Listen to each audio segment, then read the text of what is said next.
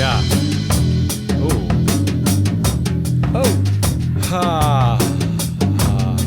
That's like a resigned That felt sigh. good. Feels good. Feels make my back feel good. Live from the Vanguard Charity Cornhole Tournament, where the players toss ESG-filled beanbags at GHG emissions target gameboards. What the hell is that? It's an all-new, terrific Tuesday edition of Business Fans, joined by Analyst-Hole Matt Moscardi. Wow. Matt Moscardi. Whoa. Do we have to fire our entire writing staff every week? I think we already did fire them. That's the problem. On today's kimchi-filled proxy contest called September 24th, 2024, the good game and a data drop. Woo! Yeah. I love kimchi. I wish the data drop had more kimchi, but it doesn't. Our show today is being sponsored by Free Float Analytics, the only platform measuring board power, connections, and performance for free. Get that at freefloatanalytics.com. And the live studio audience loves Free Float Analytics. we've already had some customers, so if you're interested in all of our data drops, they are available, unfortunately, in a different website. freefloat.llc. freefloat.llc. Including today's data drop, which overlaps the first entry of our good game. Here's how the good game works. I pick out headlines that make me feel good, and Matt basically weighs in arbiter of truth on a scale of 0 to 10. Tell me if it's actually good or not. Yeah, weighs in is strong. I usually just trash what you think is good. That's usually what happens. I like that. Let's get right to it. Come on. Yeah, let's not fool around today. Because I picked a lot of headlines because I didn't realize you had a data drop to present. So I'm not presenting it so much as I'll just talk through it right as part of the good game. So here we go. First headline for September 24th, 2024. Women on corporate board of directors now mandatory, announces the United Arab Emirates, the country, the sovereign state. So I'll actually tell you what the mandate is. It's okay.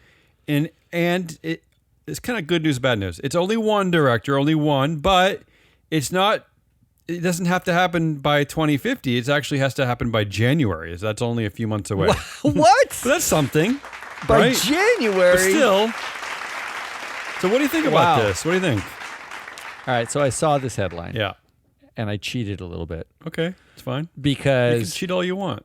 Here's what's in the data drop. And this will tell you, then you can help me determine whether this is good or not, because I don't know. There are currently, in the Free Float Analytics data, 39 female directors out of 335 in the database. Those are publicly traded companies from the UAE at 42 companies. We have 42 UAE. 42 UAE companies. Does that not in itself a great advertisement for our wonderful product that we're offering, freefloatanalytics.com, that we even have just two schmucks here, me and Matt, just two schmucks, and we've got this database with 42. That's right. 42 companies just from the UAE alone. Yeah. Imagine how many we must have in the United States, like at least 50 companies, at least 50. Yes, maybe even 60. There's actually 9,500 or so companies in our database, 42 of which are UAE. 39 of the directors of those companies are female. So, I'm guessing that there are plenty. My guess is that there are several companies that have more than one. So that means that there are probably lots of companies with 0, right? So there are a bunch that have 0. So 11 of the companies, 11 of the 42, fully 1/4 of the companies have 0 women at them. So that means this is just our database. There are obviously many more dozens of UAE companies. The other 31 have 39 women, which means at least a couple of them have more than one woman. We're really talking about a regulation, though, that is targeting, on the publicly traded side, that is targeting 11 companies. They just have to find one woman by January. What's your prediction? Do you think that some of the women already in our database will be asked to serve on an additional board? Well, that's the real question. Do we have the same problem that we have in the rest of the world, where there's 4 women and they just get recycled everywhere? Or Do you go to every government official's wife or daughter don't and say put that. them on? Yeah. I'm saying that because there's one woman on a board in a company in our database that has the majority of influence at a UAE company. That is correct. A family firm? It is Dubai Islamic Bank. Does she work for the state? Is it controlled by the state? Is it that one? No, it's Dubai Financial Market is what it is. Yeah. And I just went there. I got some nice organic bananas. The woman who's in charge appears to be, it's difficult for me to discern, the granddaughter of a prince.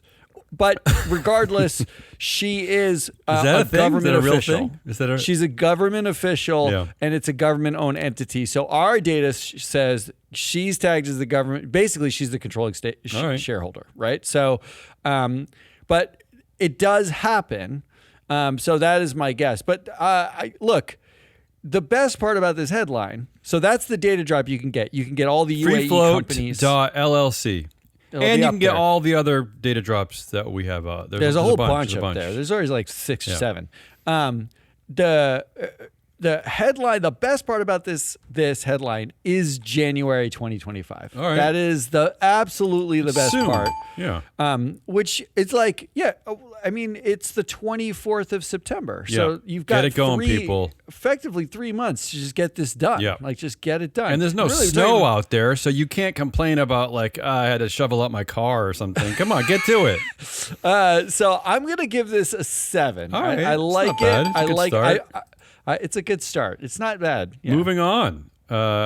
Let's call this the Darren Woods effect. I'm going to call this the Darren Woods effect. I don't like Here's that the effect. headline. They knew and they lied. California sues ExxonMobil alleging deception about plastics recycling. Wow. My mind is blown by the fact that the oil industry may have lied about something. You don't care that about they knew. these so much. You don't. Well, first of all, this is just the lawsuit, right? They just filed the lawsuit, which means if you're going to see an outcome to this lawsuit, we've got 15 years to wait. We're that's true. Yeah. We're just getting to the Martin winter corn. Something tells me ExxonMobil has more than just one lawyer. Yeah, they don't. They have. Yeah, they don't. Rhode Island State. Like I think they have a bit more of a hard fighting crew than that. It's Gus in Building C who's fighting this one. No, but this lawsuit took 2 years for California to research, and it is massive. Good. I'm trying to read it. I opened it up to read it. It's 147 Use pages. AI to summarize it. Yeah, I don't trust anything AI says and or does. Smartly. So I don't know. This is like one of those things that like when they lay it out in excruciating detail, you feel like, oh, this is heinous. Everything about this is heinous. But I am not going to see a result for like 12 years. So I don't know how to feel about that. The way I look at these things is like this, that now I think it's most of these things have to appeal to younger generations. And so any lawsuit, any headlines like this, I think it reaches young people, and as they age and become the policymakers, I think it'll have a long-term effect. That's my hope, right? How dare you? Yeah, I know. Greta, you're right. I'm going to give this a 6. All right, 6 isn't bad for Matt. I like the lawsuit, but it's just like I don't have a decade to wait for this stuff. All right. Well, okay. I got a lawsuit that I think should be right up your alley. This is the next headline for the good game. Cards Against Humanity. Do you know that card game? Of course. Ever played my that? kids love that game. Really? Your 5-year-old plays Cards Against Humanity? They have a kids version. Oh, okay. I didn't know that. All right. I didn't know that. Cards Against Humanity's lawsuit against Elon Musk is a brilliant stunt that makes a serious point. So they're suing SpaceX for $15 million for littering on land that they'd bought in 2017 to stop Trump from building a border wall. So I guess SpaceX is like dumping all their crap on somebody else's land. So of all people, of all entities, Cards Against Humanity is suing Elon Musk. Can we just say, first of all, which is they're honoring their own name, right? Because Elon Musk seems to be against humanity too. Well, first of all, Yeah. can we just give props to a stupid game Yeah. It's not stupid. that basically It is stupid. made a publicity stunt that foiled not one rich, narcissistic, egotistical white billionaire, but two. They bought a small piece of land in Texas It's great. that irritated Trump and now Musk. How do you even do that? Like, that's just dumb luck. Is this also not just brilliant advertising? It's really Right? fantastic. For the game itself? I mean, they are also they're pledging for if they're pledging, like, they sued for damages and they sued for something like 15 million, and their pledge is their fans donated $10 each to buy the land in Texas. And they're pledging to give all of their fans effectively a dividend, send them $100 each if they win this lawsuit. Like, they're going to, like, take the money from this lawsuit and send it to the fans who helped them buy the land in the first place. Why not just send it right to CEO Alan Shaw at Norfolk Southern? He just stepped down, so maybe he needs a little extra money. All right, come on. Give us a score here. Come on. I love this. This is a 10. This Yeah, is everything about definitely this is a 10. There's no Come way on. it's not a 10. And luckily, I think that's the only Elon Musk reference today, luckily. Oh, really? That's another 10, wow. right? That's a 10. Can we just give the show a 10? The rest of the show. Okay, I don't know how you're going to feel about this one, but I threw it in anyway. Here's the headline. This is from The Guardian. Social media owners top global survey of misinformation concerns. Here's why I picked this Wait, one. what? Yeah. How is that possible? But here's the quote that I thought was important, and which I thought was good because we try to spread our words to the masses. I don't know that we're doing a great job of that. We haven't exactly been asked by CNBC yet to do a show at 3:30 in the morning. But here's the quote that I thought helps, that I liked, that made me feel good that other people are looking into things that we're looking into. The unchecked power of these entities, referring to social media owners, poses a grave risk to the health of our global information environment, right? The unchecked power is what we talk about basically on every show. Yeah. So, okay, I get why you like that. Because someone agrees with me. Is there anything else to like about this? Like, Well, first of all, you can't just ignore problems and have them go away. I'm not ignoring We've them. just asked for one simple favor to the investment market, investment world, the SEC, listing exchange, all that. We've one little favor.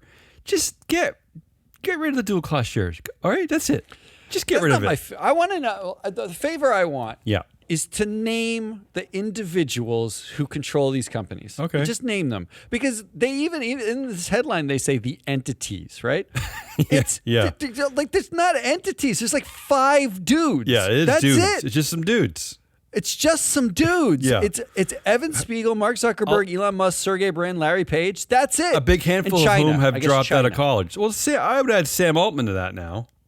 I mean, but we are talking about literally 2 handfuls of dudes. Yeah, not even who dudes that run I want to it hang out all. with. That makes it worse. Yeah, it's so much worse. Yeah, it's so much. So when they say like the biggest source of global misinformation it's terrible. in the entire world is Unchecked social power. media platforms and unchecked power, social media platforms. It doesn't have to be It is unchecked not power. platforms. It is 5 fucking dudes. That's it. And for anyone who's in charge, some of our listeners, I know that you have important jobs, much more important than what Matt does. I don't know what Matt does. He sits by a plant in front of a free float sign. But if you're in charge of That's all I do. of ESG investing, whatever, don't invest in things like meta platforms. What are you doing? Don't do it. Don't do it. We laid out. Look. A lot of people have to invest in these companies because they own the index. Let's just say, okay. No. Let's just say there's some myth that you have to invest in these companies. You can vote. Now, your vote doesn't matter at Meta, but those people have other board spots, right? And we just saw 23andMe's entire board step down for stupid shit. That means you can coerce these people. This is a toxic board. Yeah. Like, you cannot be, you're aiding and abetting the death of democracy, the death of facts, like the post-truth society. That's on you now. Think That's of it not this on way. someone else. Here's an analogy. If you follow sports and there's some athlete that does something horrible and the fans hate him and they boo him, right? And then he gets traded to another team. They don't stop booing him. I mean, they're going to hate him wherever he goes. So if this director is enabling nonsense at one company, Matt's right. Vote him off at another company. Why are you letting him take up ship at another? Come on. What are we doing here? Follow the people. Follow the people. I hate this. Because it. But what a good reminds conversation me, it created. It reminds me that we don't talk about the fact this is 5 fucking They're people dudes with names and a bunch of board members sitting around them, basically like saying, "Thanks for the paycheck. We're just here to do what you want," right? Like we're like window dressing. It's like governance window dressing. I'm giving this a 3. I'm giving it a 3. I don't like it. Moving on, Wynn Resorts settles shareholder lawsuit over CEO misconduct cover-up for $70 million. I mean, the headline kind of drops the fact that it's Steve Wynn. That was the CEO. Steve Wynn, the guy, the founder of the company. Yeah, he was the guy. I just wanted to point, before you give me a vote on the score on this one, I just wanted to point out that this article pointed out that the subsequent leadership led by Matthew Maddox has worked to distance itself from its founder and ensure compliance with new corporate governance standards, right? That was the new CEO, Matthew Maddox. But this article, hello people, Craig Billings took over Wynn Resorts in 2022. So I don't know what kind of research. Reach out to us if you want help with research. We'll do a little bit of research for you. In fact, you could just go to our database. Matthew Maddox? I don't know. You can just go to our database at freeflowanalytics.com and figure out stuff if you want. He was the CEO. He stepped down 2022. in 2022. All right, but that's not the point here. I will say this is no. You know what? I'll let you just score this before I give any more information. I don't want to lower your score. $70 million. You're not going to lower my score. It's not possible to lower my score. Because, look, Elaine Wynn owns 8.5% of the company. 6% of the company is owned by Steve Wynn. Ex-wife, right? 6% of the company is owned by Tillman Fertitta. What's that? Who is a billionaire owner of the Houston Rockets. He's been investing with Steve Wynn since the 1960s. Ugh. They have been like besties for 5 decades. Yeah. Okay. The company pays a 25-cent share dividend, and they did 195 million in share buybacks last year, which means Elaine Wynn by herself is just making $2.5 million on dividends. Do we know if Steve Wynn was he forced to divest this company? Was he forced to give up his ownership? I can't remember. Okay. I think he had to give everything to Elaine. Okay. But there's a 2018 board agreement with Wynn that allowed him to appoint a director, Phil Sartre. What? Who the rest of the board cannot get rid of. What? Only when he leaves does that agreement expire. He doesn't get to appoint another director. Why did the regulators allow that one? It's unclear. And this is a classified board. So Sartre's last election was 2023. He got a 90.1% approval because investors forgot that in 2018, believe me, that forgot. fucker just got appointed there. So if we're talking about distancing yourself, the owners of this company, the board of this company, like they're Steve Wynn, right? Like it's still distance from what? What are we distancing from? I don't understand any of this. Sure, you paid $70 million. He's a billionaire. This is like not. Well, it's the company. Nothing. The company is paying it, right? It's Wynn Resorts that is actually sure. Yeah. To who? Who do they pay to? Who's paying? Give me your who, score. Right? Give me your score. This is a 0. This is like the least distance that you get. Here's from the part anything. that really depressed me. And again, this is like this game is just not about me getting all 10s because there are people who might read this headline and think, good, justice, right? Justice served. Yeah. Wrong. Here's the other part that depresses me is that Wynn Resorts is only paying $9 million of that. The insurers are paying. Right. No, I'm serious. Yeah. Insurers are paying the other $60 million. No, I mean, isn't that crazy? That's nuts. Yeah. Well, that's what happened. So when Boeing's board was sued for effectively malpractice for the MAX 8 plane crashes, it was a $250 million settlement with like the Department of Justice. I think it was the DOJ. And that lawsuit actually was paid out by insurers. They paid nothing. That's what D&O insurance is for. So what is the accountability? Yeah. Well, It's bananas. I guess the only good news is that Steve Wynn is no longer allowed to hold to be in the C-suite in any publicly traded company in Nevada. Oh, wow. Okay. Well, wow. But really? he can everywhere else, of course. Finally. Look, if you're a D&O insurer and you listen to this show, you should be writing your premiums on individuals, not on boards, because the individuals can go from board to board and they increase the risk profile. Exactly. There is so much data that shows if you were on one board and that board made shitty decisions, you take those shitty decisions somewhere else when there's no accountability. Yeah. Meaning there are full boards out there that like 3M's board just paid millions upon millions of dollars. I think it was like a multi-billion-dollar settlement for like defective earplugs that they sold to the United States military, that didn't work, and people ended up having hearing loss. Vets have hearing loss as a result.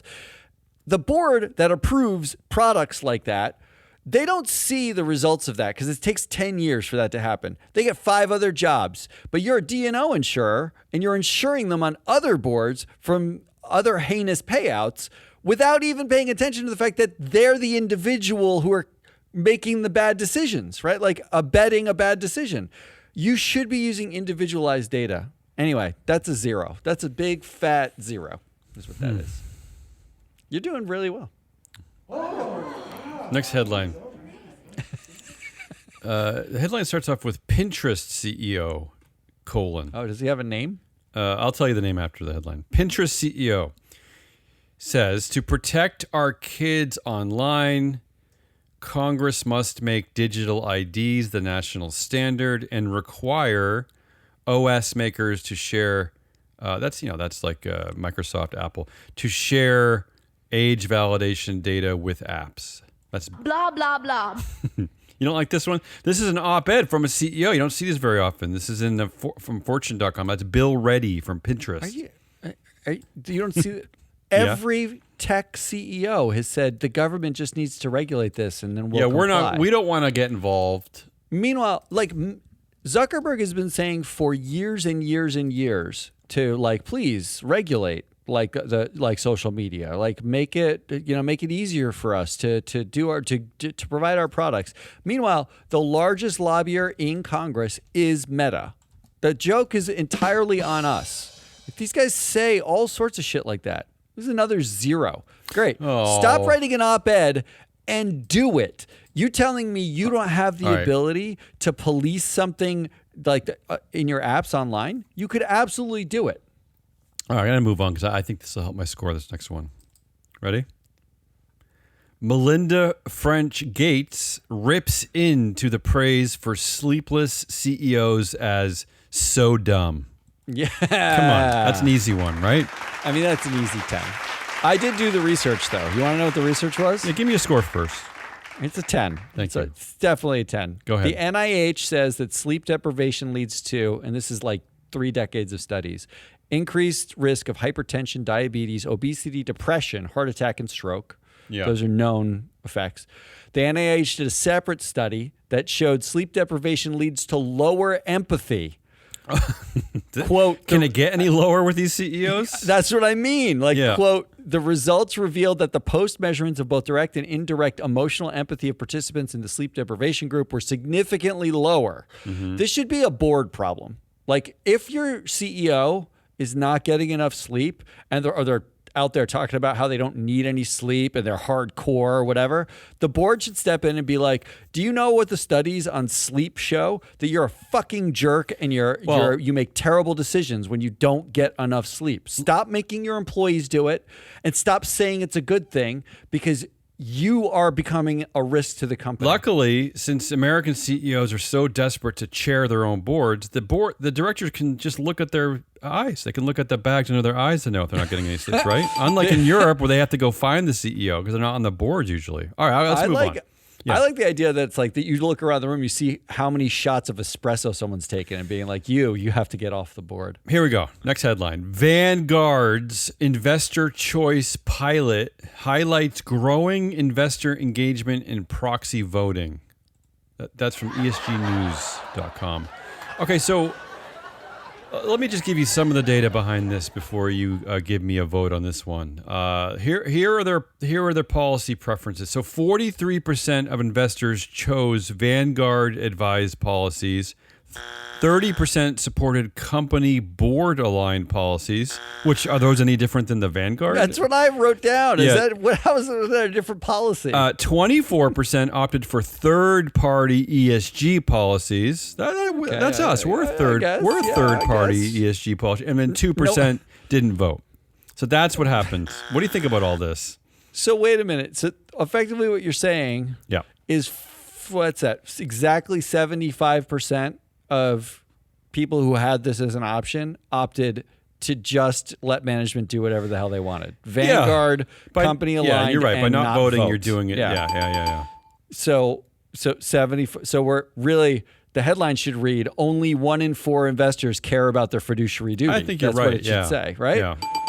So why is this headline good when it makes it sound like there's growing engagement in proxy voting? There's actually no engagement in proxy voting. At least now I have an understanding of why a lot of shareholder proposals fall into that like 20 percentile, right? They often get about 20% yes. That's now I know really why. Good point. Now I get it. Yeah, that's a really good point. Only 20% of investors care about anything. The interesting part about that is you know exactly how many investors are voting. It means only like 4% of the engaged investors are voting against a shareholder proposal.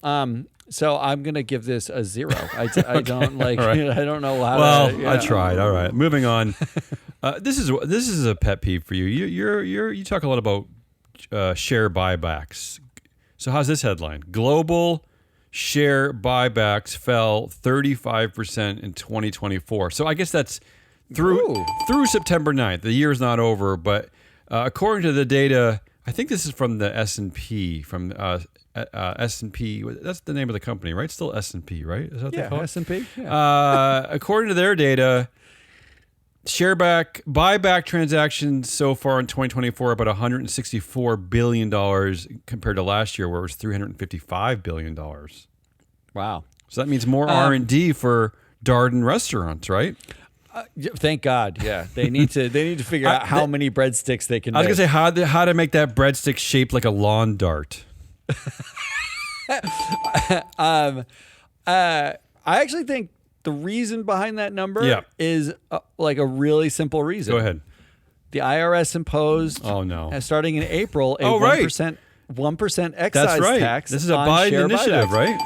You know what the funniest part about this is?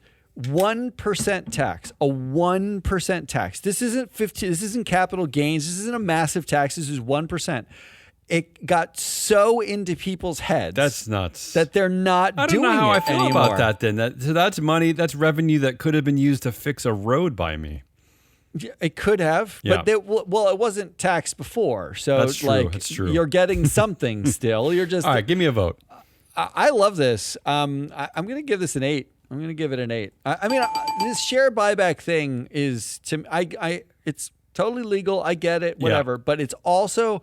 stupid. You have to ask who's making the decision to buy back shares and what their self-interest is in buying back shares. Because it's not like an economic interest usually.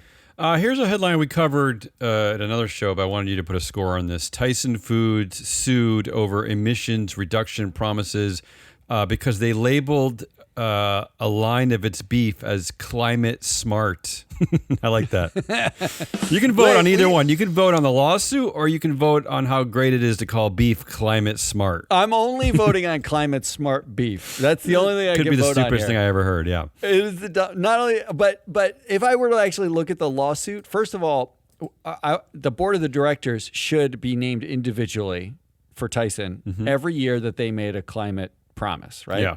Second of all, you have to include now ex-CFO and ex-chief sustainability officer John Tyson in that lawsuit. He's because like they're the one. He's like the great nephew of the founder, or something like great grandson, or I don't know what he is. Yeah. And I don't think the lawsuit names any of those people. They just sue Tyson Foods, the entity, but it's the people who set the target. They make the decisions and set the targets. But the fact that they marketed anything as climate smart beef, that just the name is stupid. We were speculating. So you mentioned, I think it's John H. Tyson. It could be John R. Tyson. I don't remember. Who knows? So the story on this kid goes is that first he was arrested for he broke into somebody's house and ended up in a bed of a woman he didn't know because he was drunk. And I think maybe they suspended him for that. I don't remember what they did for him. And then later he got arrested again for a OUI, a DWI. But we were speculating that because his first job out of college essentially was to be chief sustainability officer at Tyson Foods when he was in his 20s. And we think he actually might have been responsible for this climate. We were looking at the dates. Maybe it was his genius that that's what I think. I think you need to add his name to the list of people. What's your score? I'm going to give just Climate Smart Beef a 7. That's a great name for a product that makes no sense. Moving on, people in this Dutch city will never see a fossil fuel billboard again. This is in The Hague, in the Netherlands. So they're not going to see any billboards advertising cars, flights, cruises, anything that runs on fossil fuels. Wow. Out. Anything. Nothing. Like, how about plastics? Anything in plastic? Well, I don't know. That's a good question, actually. Conceptually, I'm fine with this. Yeah. I don't know. I think that I like it in theory. Will it make a difference? You think it matters? I don't know. I can't tell. I can't tell. I'm going to give it a 6 because it's like right over that line. I gotta say, what a fun idea. You're trying something. I gotta say, bonus point for that. I mean, I've spent some time in cities, and in fact, I've actually spent 2 stints in The Hague over my lifetime doing various things.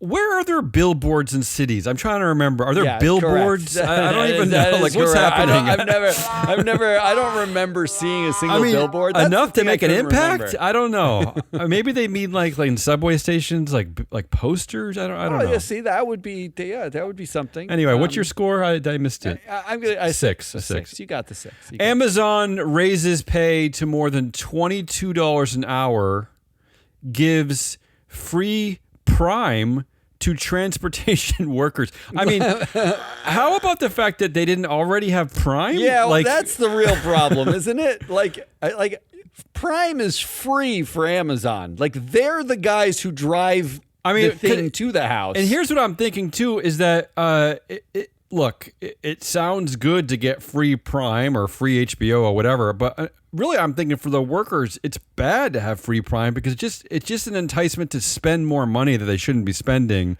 But I'm just surprised they didn't have it in the first place as a benefit. Look, but yeah, if you are like working at a warehouse, driving a truck for Amazon, and they offer you free Prime as a perk, when you go home and you order something on Prime, it's the guy who works the shift you're not on who's driving it to you, who shows up at your door, and they're like, Larry, what the fuck, man? How do you know? I'm trying to deliver less, not more. Well, how do you know that? How do you know it's not yourself? It's like an Escher painting, right? How do you know that you're not like delivering your own horrible... Imagine being in the warehouse with the app up, ordering something, and on your other Amazon device, it says "deliver to yourself." 20. I gotta say too, $22. I mean, I applaud all raises, but that doesn't seem like a lot for a driver. For Amazon, $22 an hour. That's got to be a really difficult job. But what do you think about this? That's a good question. What was the UPS settlement? Didn't they get more? Wasn't it like an average of like $100,000 salary? If I'm not wrong, like $90,000 salary. I think they gave them a back pay of $100,000 because they basically were ripping them off for a really long time. But I'm pretty sure that so the part-timers were $21 an hour, but the full-timers were $49. Wait, what? Why would the part-timers only have... anyway, yeah. So what do you think? What do you think about this headline? I think actually this is just Amazon competing for drivers because the unions in other places are scoring huge deals for their union for the workers. Finally, this is why unionization in itself is so important, because it's not just at the company where this matters. You're right. There's a lot of preemptive things that occur like this, preemptive benefits. That means this isn't preemptive. This is reactive. It means that Amazon would not have. This is like a good headline for Amazon because it looks like they're raising. They're giving back to their workers. But the reality is, the workers had to fight somewhere else, and everyone we covered the number of applications going to UPS after they struck the deal was like they couldn't handle it because all of a sudden the job was actually attractive. Those workers come from someplace. A bunch of them probably work at Amazon. These are reactive deals. So the headline is not actually that good. Like the headline is like they're trying to compete now with the gains made somewhere else because everyone shit on workers for so long, and they would have been just as happy to pay them bare minimum. I don't know. I give it a 2. Although the only reason why I'm giving it a 2 is like I love the idea of if Larry buys himself Prime something, he has to deliver it to himself. That's just like a snake eating its tail. Next headline, something we talked about, but I wanted you to give it an official score. 23andMe independent directors quit board over unsatisfactory buyout plan from the CEO and founder. Yeah, this is the greatest piece of governance. I just want to remind other board members, you can also walk out when a dual-class dictator does things like destroy democracy or, So you're saying it doesn't just have to be destroying the share price. Like if you see other things happening that are bad, you can also protest. Anything bad that you can't change that's horrible for humanity, you can protest. That's true. You can walk out.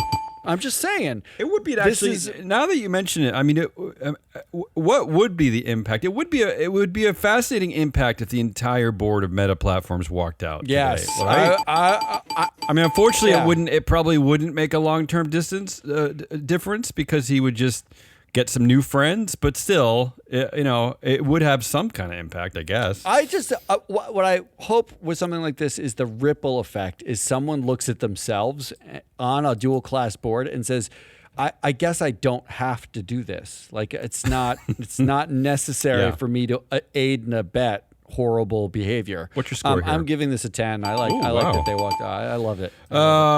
Jamie Dimon. Here's the headline. We talked a lot about Jamie Dimon recently. Jamie Dimon is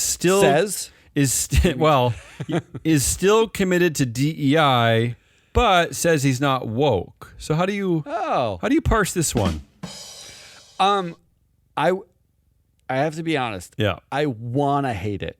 Yeah. I really want to hate it. Yeah. Because Jamie Dimon says is one of my least favorite headlines. Some might say that being still committed to DEI is woke, right?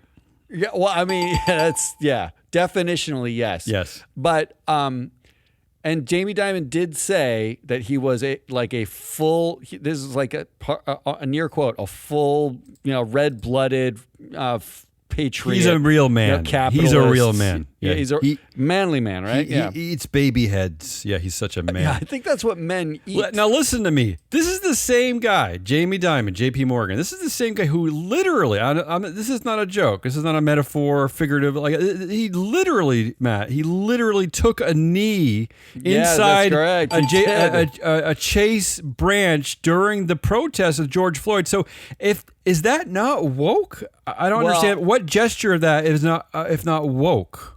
I did read somewhere, and this was not The Onion. He took a knee. But I don't know if it was a joke. I read somewhere that he said in retrospect that he was tying his shoe when that picture was taken. I'm not kidding. Kidding. Well, I read that. I don't know that wasn't a joke. Yeah. But it was like, I read that. Jamie, why? What is so bad about being woke? I don't understand. Like, what? I don't know. What's the opposite of woke in this But context? I don't care about the terminology. Well, he does. He clearly cares. But he can care all he wants. What he's doing, what JP Morgan is doing around DEI I mean, he's effectively making the business case that like you're a fucking moron if you're not thinking diversity matters. That. I mean, 100%. Like that's what he's saying. Yeah, maybe in Finland you don't have to do it, but in America you are a fucking moron for getting rid of DEI policies. I wish he would say. Yes. I don't care what you want to call it. You can call me woke. You can call me asshole. I don't care what you call me. But doing this is good for business, period. That would have been better. I would have liked that. Want. Yeah. I don't care about that. I care about doing what's best for the business.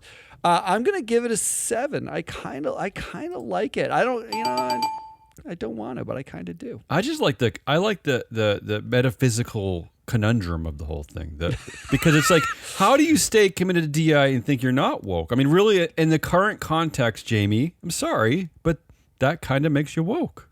I like the idea that he's like at home parsing the philosophy. And finally, for the good game, September 24th, 2024, I got to end on a good one. This is Michael O'Leary. We talk about him a lot, actually, as this story references, this is why we talk about him a lot. Here's the headline. Michael O'Leary says Ryanair's value is depressed because he keeps calling people idiots. So, what a great headline. So here, let me just give you a little bit of background. This is the CEO and founder of Ryanair, Michael O'Leary. He was speaking at the company's annual meeting last week. And he said he admitted that his loose lips might be behind the company's depressed share price, which has fallen by around 20% this year. Here's the quote. In Ryanair, there's always some news flow. We're fighting some union or some minister, or I'm calling some minister an idiot, or they're calling me an idiot, end quote. I want to be at that meeting. What do you think about this? Look, if he's disclosing his big fat mouth as a risk, that's what true. He's saying. That's true. He's disclosing himself as a risk. As he should. Isn't this a board problem?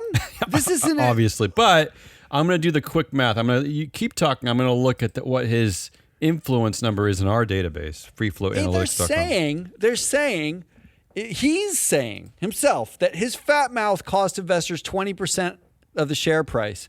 Where is the board? CEOs get fired for much less than that. Like, if you were an investor, shouldn't you be calling up every board member saying, he says he's depressing our share price? Find a new CEO, because it can't be that hard to find a CEO who can run this company without calling every minister they talk to an idiot. You know what? I don't have all the data in front of me, but I'm wrong, actually. He's not the founder. I always thought he was the founder. He's not the founder. He was appointed in 94. Yeah, so he actually, according to our data, there are several other directors with almost equal influence. I mean, you're right. The board could take control of this matter, right? This is a board question. This is European investors. I know you don't like to vote out directors or engage them. It's aggressive. You like to defer to them. This guy just said he's costing you 20% with his fat mouth. That's what he just said. You can do something about that. He doesn't have to be there anymore. It's your right. So but that said, in terms of a score, yeah.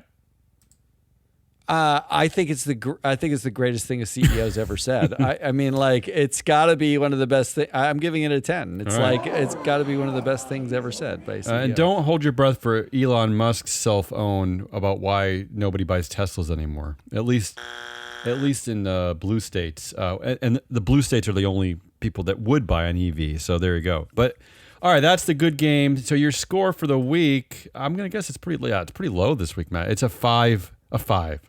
Right in the middle. That's right in the middle. It was frenetic. You had a lot of 10s, you had a lot of zeros, up and down.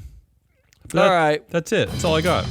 Go to Free Flow LLC for Matt's latest data drop available. All of Matt's data drops always available. freeflow.llc. It's good stuff. Good stuff. That's Hazelnut Rawlis. I'm your Analyst-Hole Matt Moscardi. And like Hazelnut says, the data drops include right now, just up there right now, you have the independent enablers of totalitarian companies. There's a list of over, I think it's 3,000 directors who are sitting on these boards enabling totalitarian dictators at the companies. You have FedEx's connections. There's so much data there that's basically, I mean, it's priced at like $50 for a bunch of data. Go get that. Also, get our other shows, Proxy Countdown, where we treat every single company AGM, big company AGM coming up like a sporting event, or Shareholder Primacy by Mike Levin and Ann Lipton, who are literally digging into the deep arcana of corporate governance law. It's if you want to learn something, it's fascinating. We'll be back on Friday to wrap the week. Until then, goodbye.